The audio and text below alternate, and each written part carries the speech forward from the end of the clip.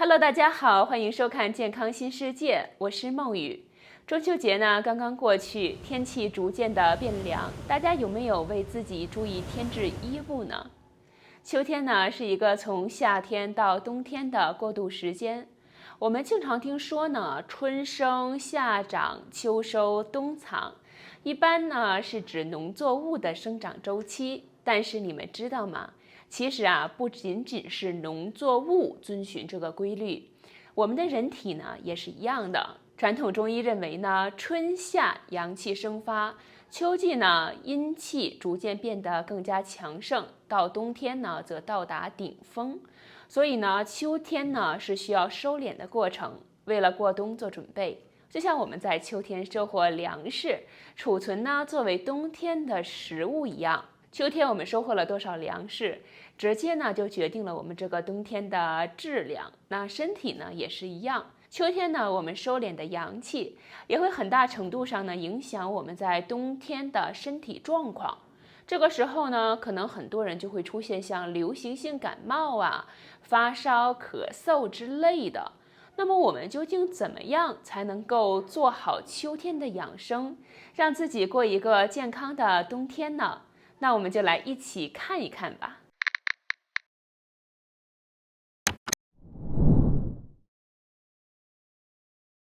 秋天嘛，它是一个由热转冷、由阳转阴的过程。无论呢是从气候学角度还是医学角度，它都是一个呢富于变化的季节。所以呢，这就需要我们的身体跟上这些季节的变化。不然的话呢，我们的身体可能会出现一些问题，以及引起一些反应，容易引起一些像呼吸道疾病以及肠胃病之类的情况。而且呢，皮肤还会变得更加干燥。不仅如此就像常常引发流行病的病毒，它也是一个喜欢干燥以及凉爽的生物。那秋天正好是适合它的发产时节。这也就说明呢，在秋季我们有更大的概率暴露在病毒的环境里。因此呢，现代科学也认为，秋天呢，我们是需要更好的来调节我们的免疫系统的。听起来很复杂，对不对？但是其实呢，秋季的养生呢，并没有我们想象的那么难，只需要我们稍稍注意一下生活上的小细节，我们就能让自己的健康更上一个台阶。那么我们具体需要注意一些什么呢？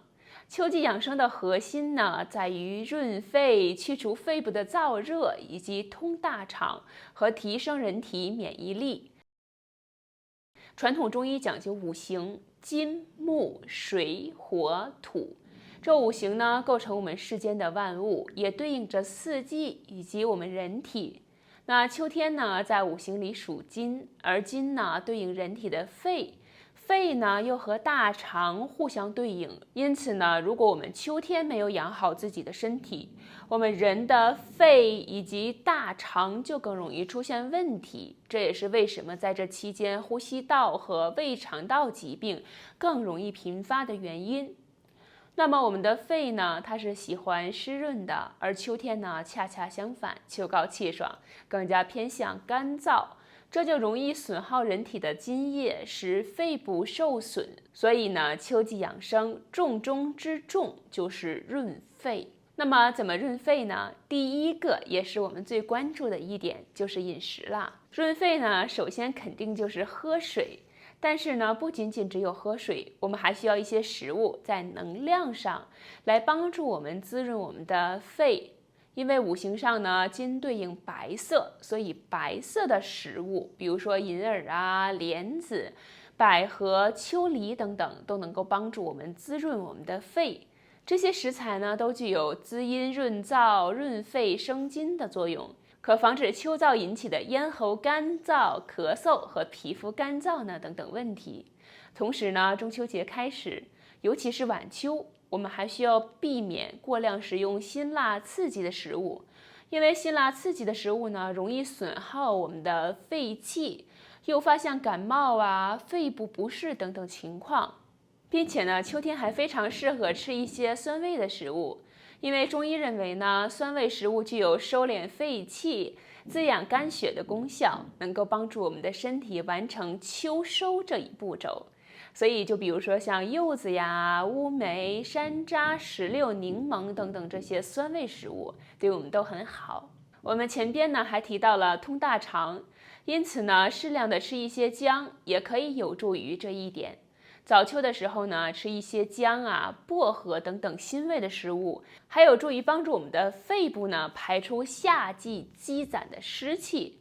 但是中秋之后天气转凉，这个时候呢，就需要我们稍稍注意一些，少吃一些辛味的食物，多吃一些酸味的食物，帮助收敛肺气。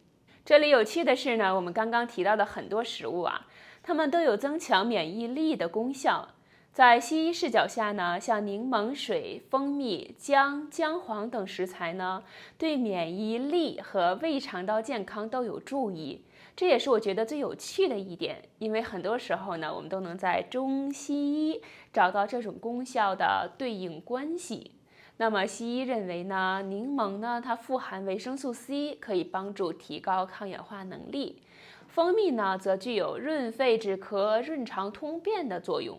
像姜和姜黄呢，它们则有助于改善消化呀，促进血液循环，还能够增强呢我们人的身体对于外界病毒的抵抗力。而且呢，还有发酵食品，比如说泡菜呀、腐乳等等，都可以帮助补充肠道益生菌，维持肠胃的健康，帮助我们形成呢良性的免疫调节。而且呢，泡菜也是我非常喜欢的食物。那么第二点就是穿衣啦，像秋季气温呢逐渐下降，早晚温差大，人体呢容易受寒邪侵蚀。中医有春捂秋冻之说，强调呢我们应该顺应季节变化，避免呢过早的加重衣物，也不能呢突然受寒。日常生活中呢，我们应该逐渐的添加保暖的衣物，给身体时间来适应寒凉的环境变化。